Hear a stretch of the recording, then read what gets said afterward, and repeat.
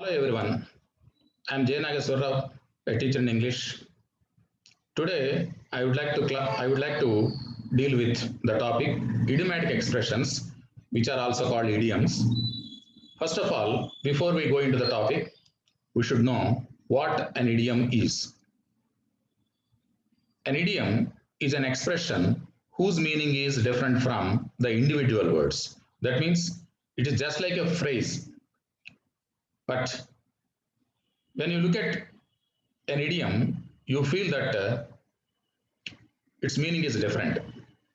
Outwardly, the words look different, but its literary meaning or inner meaning is different.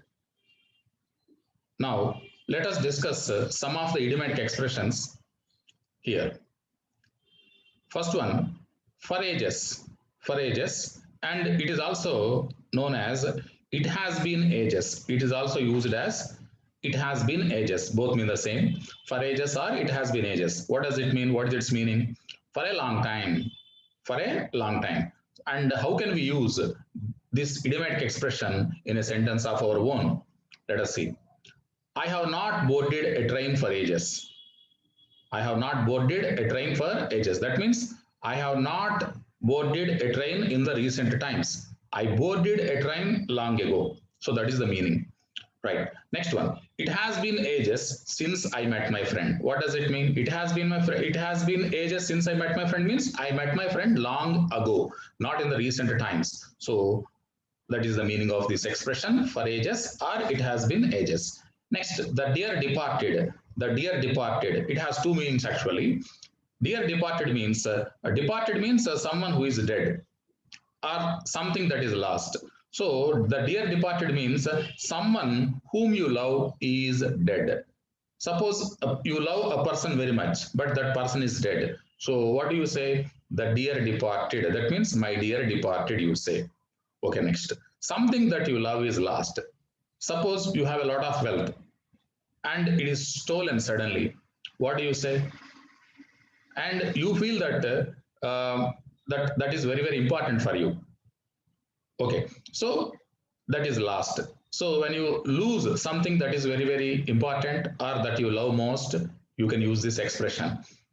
Look at this example. The family mourned the dear departed. Suppose the member of a family whom all the family love passed away or died. So what does the family do? What do the family do? The family mourned, that means they expressed their grief over the death of that dear departed. Dear departed means the person who is no more, who is dead, because they love him very much. That's why the family mourned the dear departed. That means the dead person, right? Next one. When the man lost his valuables, he said, "My dear departed." Oh, my dear departed. That means I have lost all my valuables. I love them very much. That way. Next, get rid of. Get rid of. Of course, this can be used as rid of also. Get rid of means throw away or to remove something that is not wanted or undesirable. When you don't want something, what do? You try to remove it or you try to throw it away. That is what is called get rid of. Yes, how can we use it in sentences of our own? Children should get rid of bad habits. Okay, it's not good for them. That's why they should throw away or they remove their bad habits. Okay, that's why children should get rid of bad habits you can use. Next, Ramu, you should get rid of laziness. Suppose a boy Ramu by name Ramu has a lot of laziness. If you want to advise him to remove his or throw away his laziness, what do you say? Ramu, you should get rid of laziness, or you should rid of your laziness, you can say. Next, on purpose. What is the meaning of this idiomatic expression on purpose? Intentionally, deliberately, wantonly. So when you do something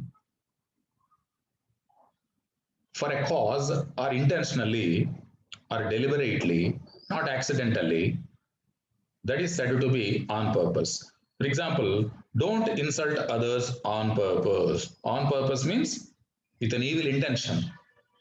Don't insult him. Okay. If you happen to insult somebody accidentally, that is okay. But if you insult somebody intentionally, that is what is called deliberately. That is what is called on purpose. So don't insult others on purpose. The slaters tried to steal Abel's belongings on purpose. So the slaters, okay, Amelia Slater and Henry Slater, the daughter and son-in-law of Mr. Abel Merriweather, they thought that he was dead and they tried to steal his belongings on purpose, not accidentally, with an evil intention, with an evil desire only. They tried to steal his belongings. So this is what is called on purpose, doing something intentionally, deliberately. Next, set foot.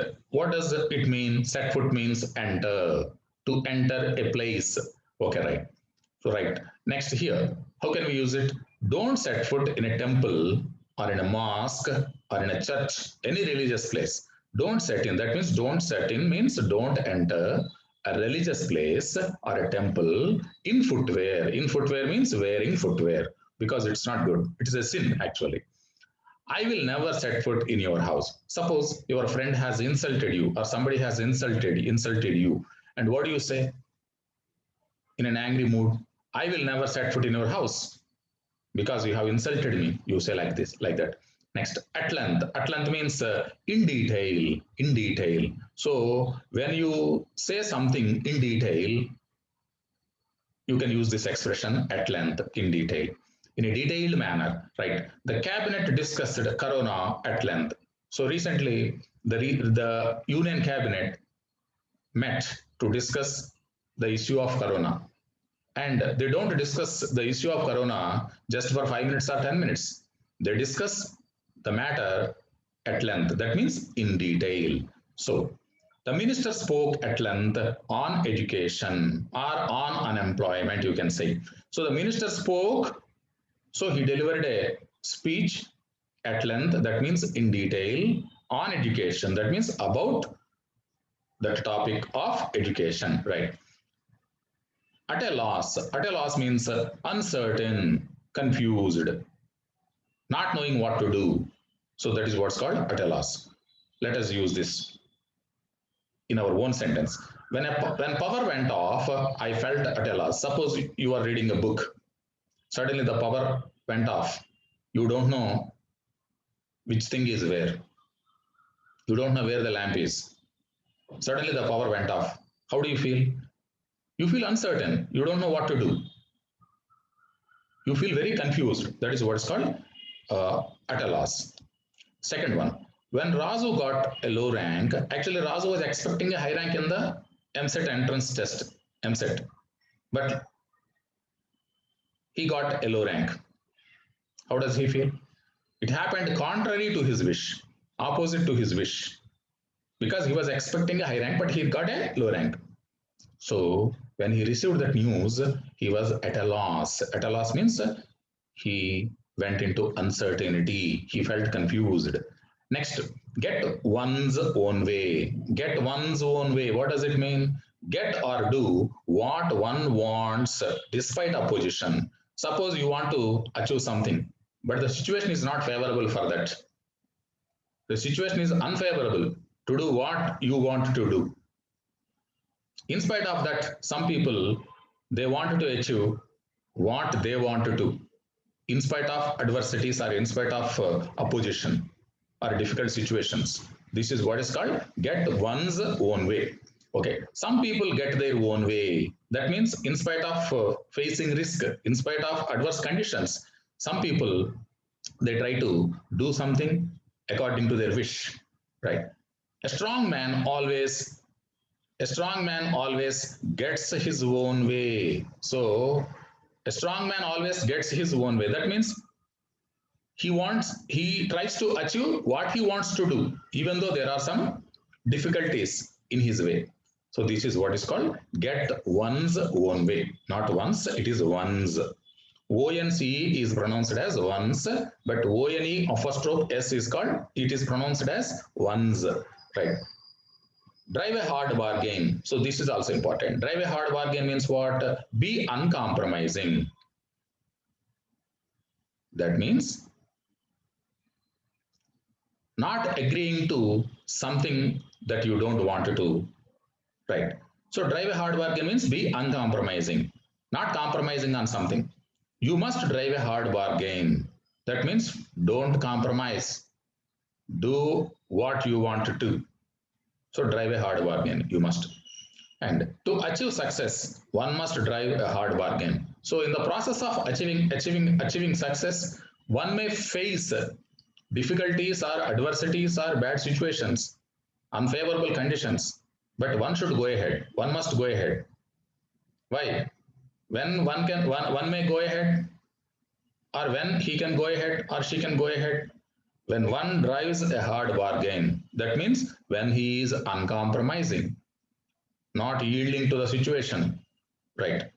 Take by surprise. What does it mean? Take by surprise. Surprise somebody with with something unexpected, right?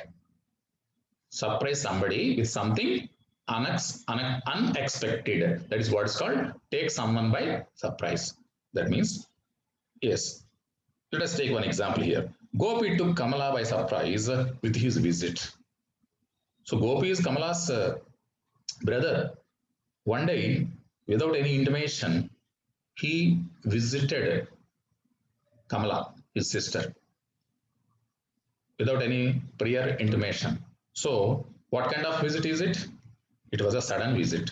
So that sudden, when somebody visits you without any intimation after a long time, if somebody visits you, you feel surprised. You are taken by surprise. So what do you say? I am taken by surprise. That means I am just surprised at your sudden visit, you say. Just like that, Gopi took Kamala by surprise with his visit. That means when Gopi visited Kamala unexpectedly, without any prior intimation, Kamala was taken by surprise. Okay, right. Suppose your uncle has come to your house without any intimation, prior intimation. What do you say? Uncle took us by surprise with his arrival. That means when our uncle arrived at our house, suddenly we were surprised. Like this, you can say. Next, give way. What does it mean? Actually, the expression give way, this idiom, it has two meanings. One is yield to a demand, that is the one meaning, and the other meaning is break down. That means come to a halt, maybe because of some mechanical fault or something like that, or collapse. Now let us know how to use these things, meanings in sentences of our own. So give way means yield to a demand. That was, suppose some workers in a factory, they are going on a strike. The company, the management, it does not want to fulfill the wishes of the employees or the workers. First, it does not do like that. But after some days, what happened? The company has decided to agree to the demands of the workers. What does it mean? They yielded to the demand of the workers. They yielded means they had to accept, there was no other way for them. So in such a situation, we have to use this give way. So the company gave way to the workers. That means the company yielded to the demands of the workers. It had to agree, right? Another meaning is give way means break down. Break down means collapse. Come to a breakdown. Come to a collapse. Maybe due to mechanical fault. For example, the car gave way on our journey. Suppose you are going on journey by car. At first, everything was right, but at some point, the car broke down. It stopped functioning. Then what do you say? The car gave way on our journey. That means it broke down or collapsed on our journey. Next, black sheep. What does it mean? Black sheep, it is generally used. The worst fellow or a troublemaker, a useless fellow or a troublemaker, one who causes trouble unnecessarily, he's called a black sheep. Don't believe a black sheep. So some people, they look like dishonest or they look like very troublemakers. So you should not, move with them. You should keep yourself away from such people. That's why don't believe a black sheep. And another sentence also you can write, Nandu is a black sheep of the family. So all the members in Nandu's family, they are very fine, very honest people, trustworthy people. But Nandu is not such a kind of character. Then what do you say? Nandu is a black sheep. That means he is a troublemaker in the whole family. So that way you can use this one. Next, 30th one. A good for nothing. A good for nothing means a lazy person, not a diligent person, not an industrious person, not a hardworking person, a lazy one, a worthless person. When naturally, when somebody is lazy, when somebody is unwilling to do any work, he is said to be a worthless person. So he is called a good for nothing. So a good for nothing has no respect in society. So such people who are lazy, who are worthless, they don't hold any. Society does not hold any respect for them. So a good for nothing has no respect in society. They are not given value at all in society. Lazy persons. Next, be diligent. So opposite of lazy is diligent. So be diligent. That means be hardworking, be industrious. Don't be a good for nothing. That means don't be a waste fellow. Don't be a lazy person. Don't be a worthless person. Do something. Right. A man of letters. That means a literary scholar, a well-educated person. So in India, we have come across so many people who are called literary scholars or literary giants, well-educated people who authored so many wonderful books. One of them is Dr. S. Radhakrishnan. So what do you say? Dr. Radhakrishnan was a man of letters. Dr. Radhakrishnan was a man of letters means he was a scholarly personality, a well-educated person, a literary giant, a literary scholar. Similarly, a man of letters has a lot of respect in society. So what kind of people are respected in society? Who receive honor in society? People who have a literary scholarship. Only such people are respected much in our society. A wolf in a lamb's clothing, and this can also be said to be a wolf in a sheep's clothing, or a wolf in or a lamb in sheep's skin. In any way you can say, meaning is the same. What does it mean? A hypocrite, a dishonest person, a person who looks like something outwardly, but contrary to the appearance in his character, is said to be a wolf in a lamb's clothing. That means he does not follow what he says. He looks at something and acts in a different way. So such people are said to be, such a person is said to be a wolf in a lamb's clothing or a skin sheep. Yes, for example, we have seen recently there has been some conflict between India and China. So India always tries to be friendly with China and the other neighboring countries. But China, it says one thing and does the contrary, the opposite. That's why nobody believes China, Indians especially. China is a wolf in a sheep's clothing or a sheep's skin. What does it mean?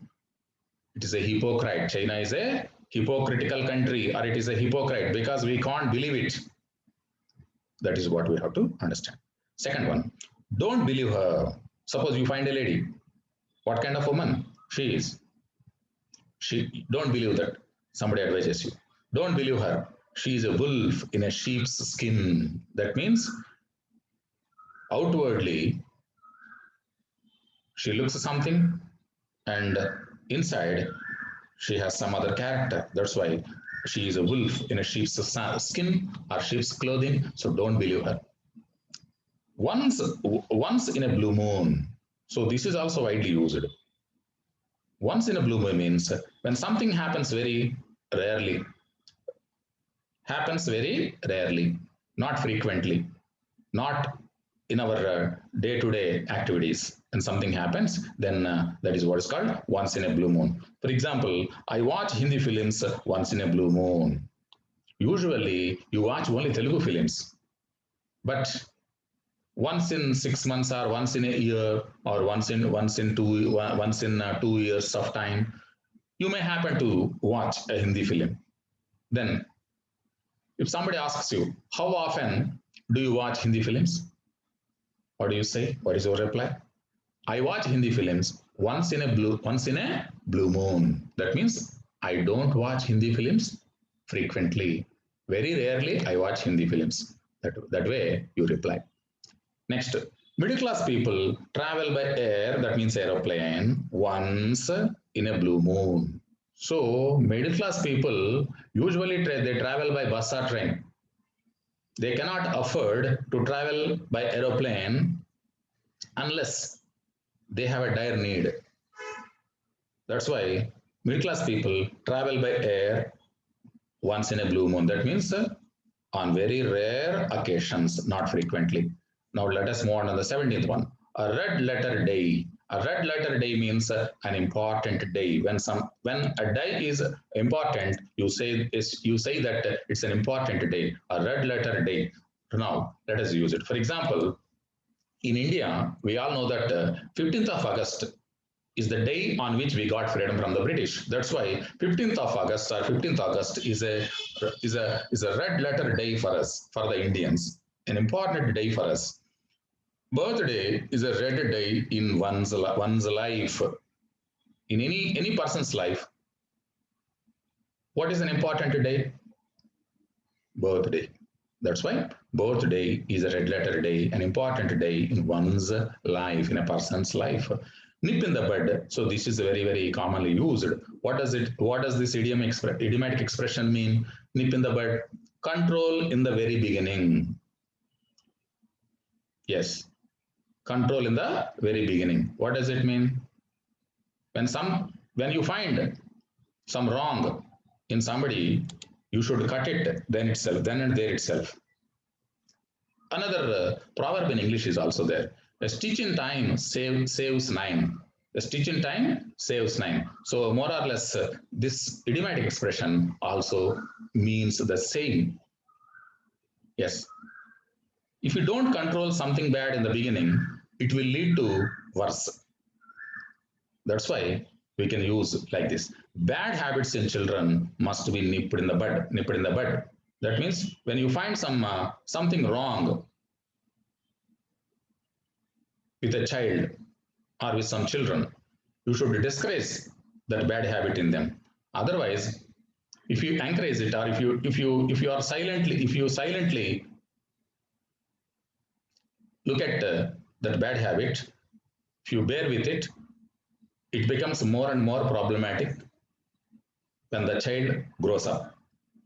That's why bad habits in children must be nipped in the bud. They must be discouraged in the very beginning.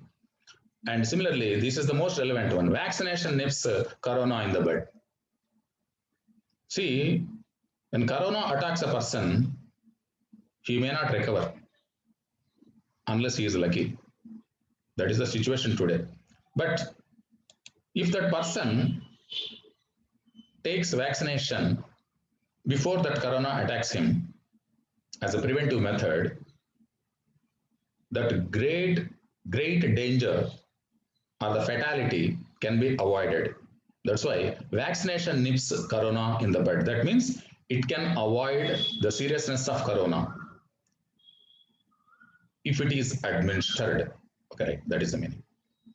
So better to control something in the very beginning rather than facing it when it becomes worse. This is the meaning of this idiomatic expression. Now let us move on to the 19th one. Between the devil and the deep blue sea. So this means be between two unpleasant situations or choices. So you have two choices. Both of them are not pleasant. They are unpleasant, very bad.